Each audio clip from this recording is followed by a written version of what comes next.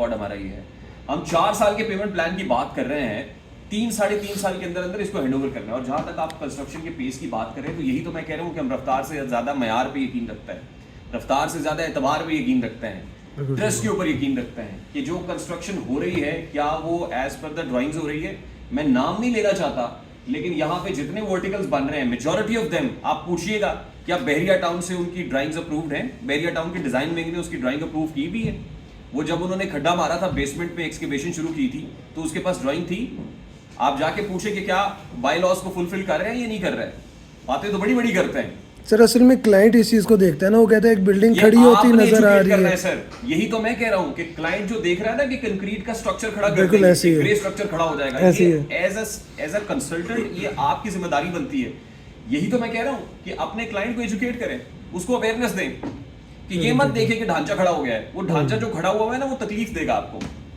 कोई उससे पूछता ही नहीं है कि इसमें आपने पार्किंग कितनी दी है, रेजिडेंट्स कहाँ गाड़ियां खड़ी करेंगे, कमर्शियल के लिए कितनी पार्किंग अवेलेबल है, कोई पूछता ही नहीं है। कल को टैंक फट जाता है तो कौन रिस्पॉन्सिबल है सर? सीपेज आ जाती है, सीपेज आ जाती है तो कौन रिस्पॉन्सिबल है? हाइट ही नहीं है sir, height as per the boilers height ही नहीं बनाते हो, हाइट देते ही नहीं है। बिल्कुल ठीक है। तो आप आके ड्राइंग पे बात करें, उसके साथ आप लेआउट्स के ऊपर बात करें, मास्टर प्लान के ऊपर बात करें, मटेरियल के ऊपर बात करें। इसी वैल्यू सेंट्रिसिटी की तो मैं बात कर रहा हूं। और फिर इस तरह से कंपैरेटिव एनालिसिस दें लोगों को। मैं अब नाम लेता हूं ना तो फिर जाहिर है मुझे मेरी बहुत सारी लिमिटेशंस है, मैं वो नाम नहीं ले सकता।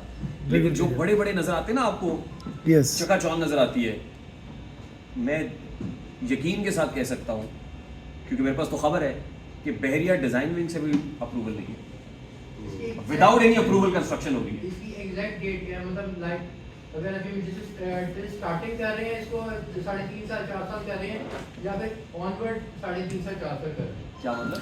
मिसाल के तौर पे 3.5 साल 4 साल का हमारा जो प्लान था हमारा 3.5 साल 4 साल का, ठीक है। हम आगे 3.5 साल में 3 साल में कमर्शियल हैंडओवर करेंगे, 4 साल के अंदर आप रेजिडेंशियल ले लेंगे। प्रोजेक्ट एक्चुअल में स्टार्ट कब हुआ था उसमें हम 3.5 साल या 4 साल लगा रहे हैं, या आज 3.5 साल 4 साल? नहीं, जिस वक्त हमने कंस्ट्रक्शन शुरू कर दी आप हमारा जो हैंडओवर है जनवरी 23 के अंदर है सर।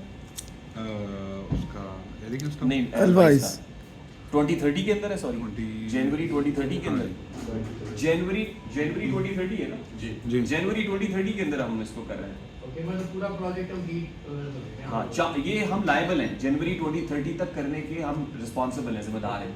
लेकिन हम ये कह रहे हैं कि हम इसको 2029 के अंदर देंगे इंशाल्लाह। हमारी कोशिश होगी कि जनवरी 2029 के अंदर दे दें। तो अगर आप जैसे एलिगेंस को